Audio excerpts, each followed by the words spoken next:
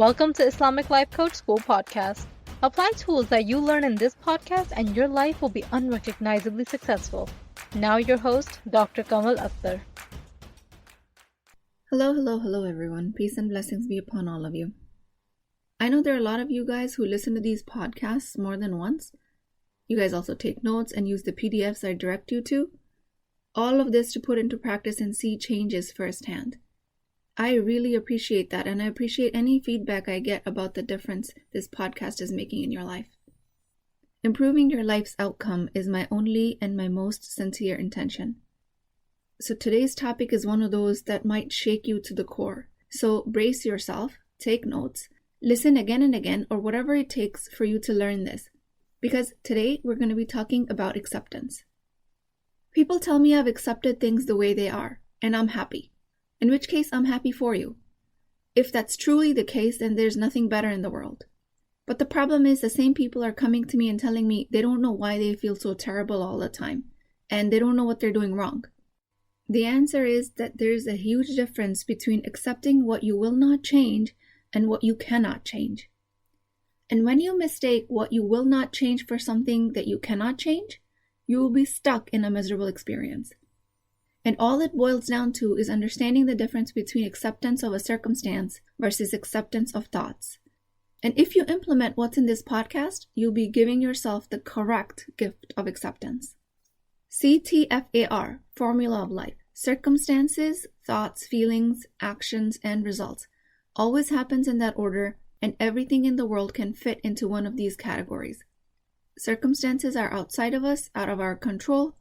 We apply our thoughts to these circumstances that eventually create our results. And this model tells us that our thoughts are independent of our circumstances. You will be extremely uncomfortable in life when you accept something that you will not change, like your belief system, rather than accepting something that you cannot change, which is your circumstance, or your qadr. Acceptance of the circumstance is you giving permission for things to occur as they are, because they are happening already outside of you and outside of your control. This includes other people's behavior and that little spinning circle on your computer screen when it freezes. If you accept that that's what's happening, you're allowing it to happen. You're not making it happen, but you're letting it, because it's already happening. And with that acceptance, you gain a sense of freedom, because these circumstances are already outside of your control. So letting them happen saves you a bunch of mind drama.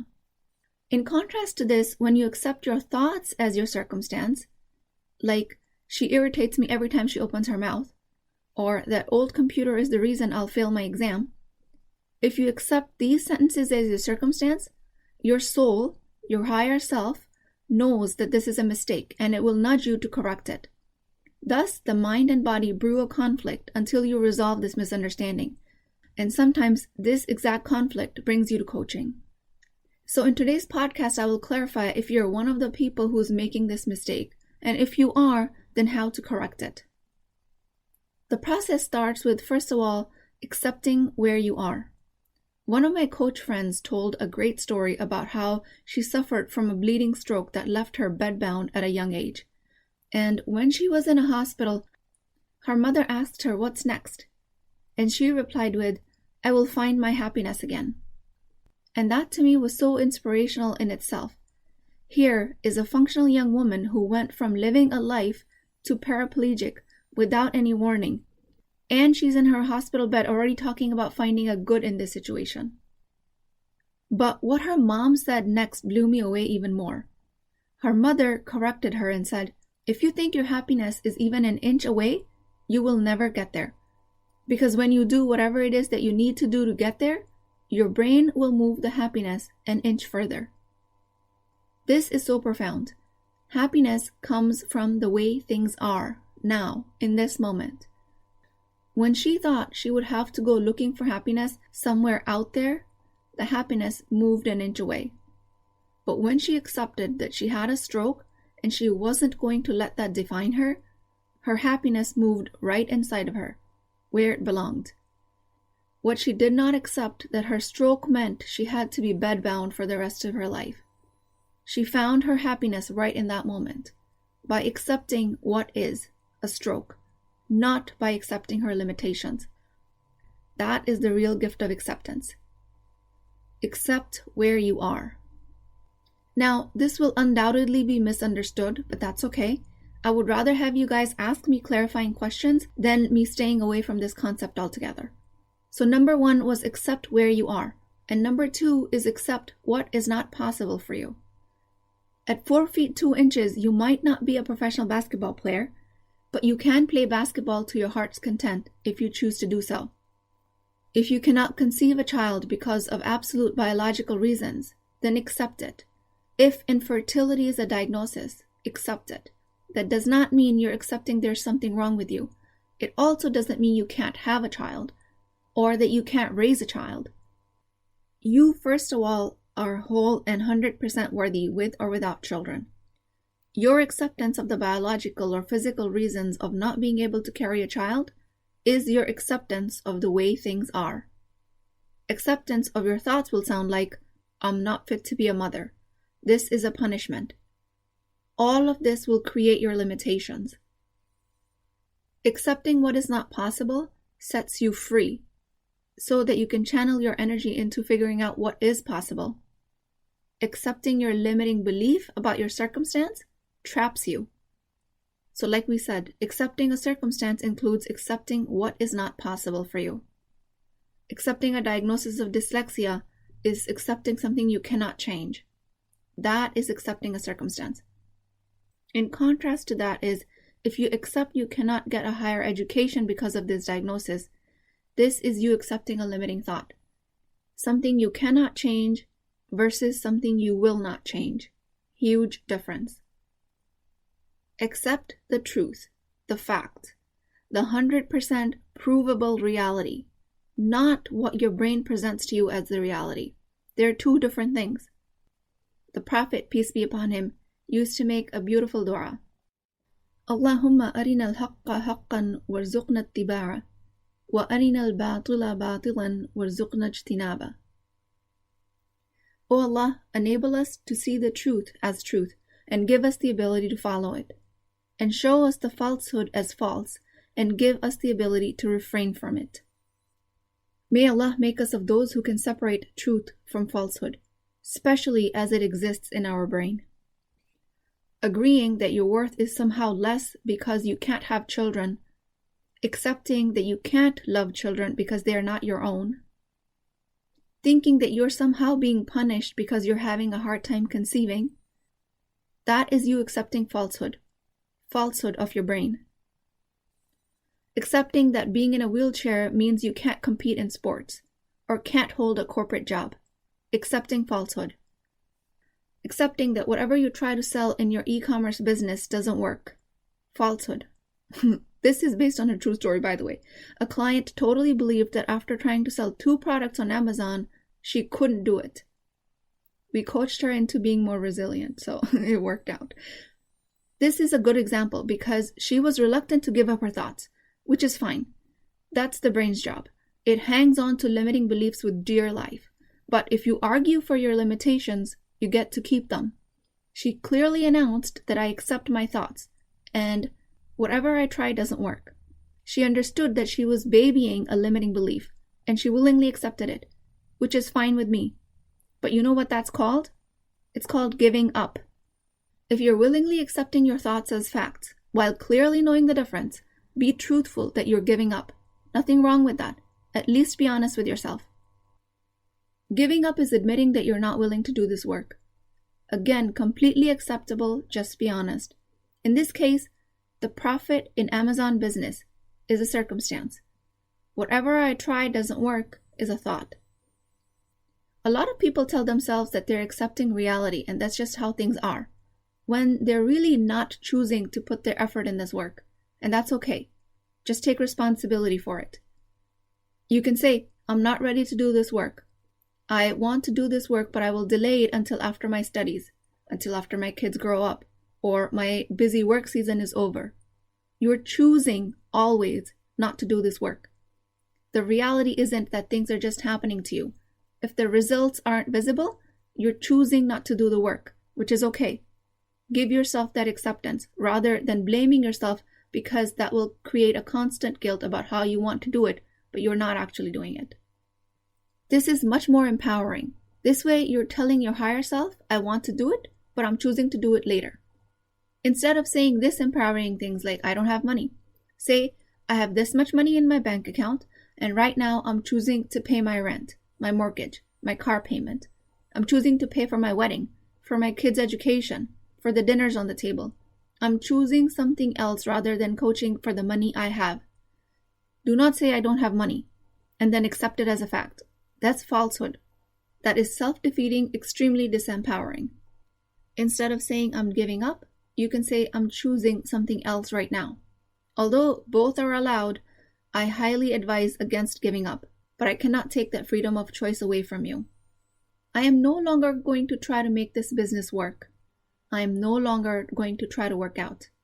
I'm going to delay working on my emotional eating until after my graduate studies.